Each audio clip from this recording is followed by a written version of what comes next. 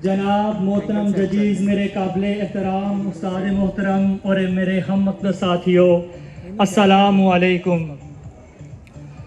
जनाब वाली, आज जिस उन्वान पे मुझे लब कुशाई का मौका मिला है वो है क्या हम आज़ाद हैं।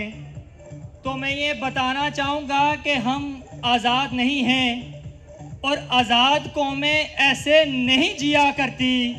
जनाब वाली, जब मैं इस उन्वान के तअक्कुब पे गुज़रा हूँ, जब मैं अपने इस उन्वान का पीछा किया है, तो मेरी आंखों के सामने 8 साला ज़ैनब आई है, जिसको 3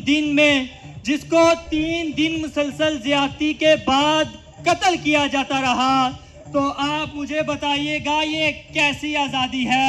हम सोच के लिहाज से आज़ाद नहीं हैं, हम तालीम के मैदान में आज़ाद नहीं हैं, बल्कि मैं तो ये कहना चाहूँगा कि हम किसी मैदान में भी आज़ाद नहीं हैं। जनाब वाली, 23 अक्टूबर 2022 को हमारे एक इंटरनेशनल लेवल के जर्नलिस्ट को, जनाब अरशद शरीफ को नैरोबी में पंगवा के मरा दिया जाता है और कहा जाता है कि ये एक मिस आइडेंटिटी थी। तो मुझे बताइएगा ये कैसी आज़ादी है? क्या आज़ाद कौमें ऐसे जिया करती हैं?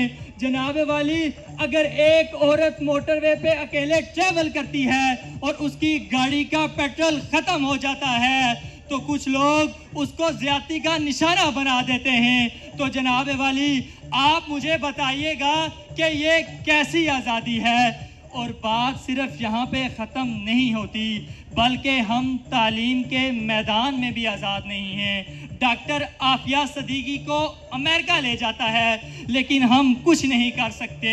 और हमें एटम बम जैसी चीज़ से नवाजने वाले डॉक्टर अब्दुल कदीर खान के साथ हमने क्या किया?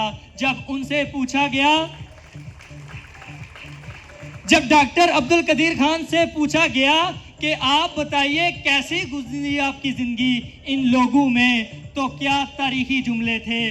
गुजर तो गई खैर तेरी हयात कदीर, गुजर तो गई खैर तेरी हयात कदीर, सितम ज़रीफ लेकिन कुफियों में गुजरी है।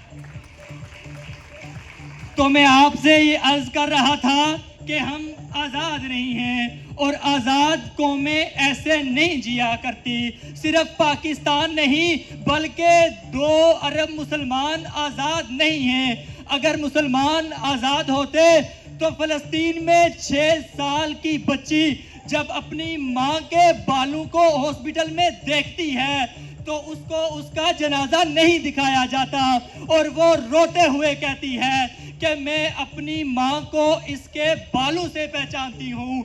अगर हम आज़ाद होते तो हम क्या रिटेलिएट ना करते, हम फ़लस्तीन के मुसलमानों की मदद ना करते।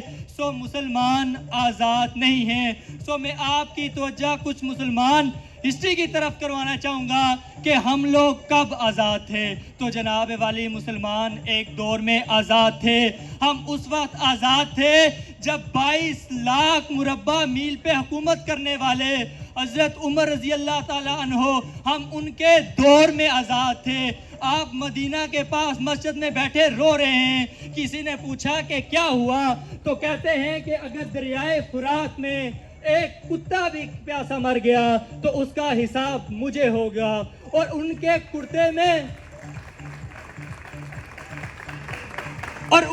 कुर्ते में 14 पैवान थे और वो एक महीने में 1 मरतबा गोश्त खाते थे। जनाब वाली, हम आज़ाद उस वक्त थे।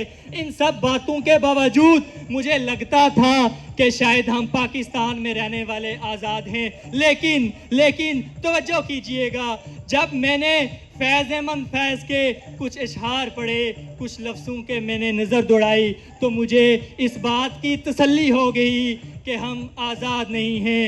जिस देश में माऊं बहनों को अगयार उठा कर ले जाएं, जिस देश में माऊं बहनों को अगयार उठा कर ले जाएं, जिस देश में कातिल गुंडों को इशराफ छुड़ा कर ले जाएं, जिस देश की कोर्ट कचहरी में इंसाफ टके पर बिकता हो, जिस देश का काजी मुंशी भी मुजरिम से पूछ के लिखता हो, जिस देश के चप्पे चप्पे पर पुलिस के नाके होते हो, जिस देश के मंदिर मस्जिद में हर रोज धमाके होते हो, जिस देश के ओहदेदारों से ओहदे न संभाले जाते हो, जिस देश के सादालू इंसान वादों पे ही टाले जाते हो, उस देश के हर एक लीडर पर सवाल उठाना वाजिब है। उस देश के हर एक लीडर पर सवाल उठाना लाजिम है। उस देश के हर एक हाकिम को सूली पे चढ़ाना लाजिम है।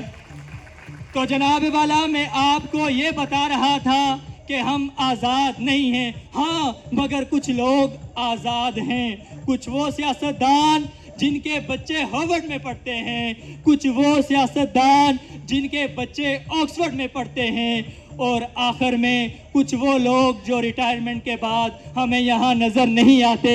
मैं इससे आगे नहीं जाना चाहूँगा क्योंकि मैं ज़िंदा रहना चाहता हूँ और अपनी तकरीर का इख्तिताम इस शेर पे करना चाहता हूँ कि निसार तेरी गलियों पे है वतन के जहाँ, निसार तेरी गलियों पे है वतन के जहाँ, चली है रस्म के कोई न सर उठा के जिए, चली है रस्म के कोई न सर उठा के जिए। Thank you so much. Urdu debate competition में फर्स्ट पोजीशन हासिल की है उबैद अब्बासी।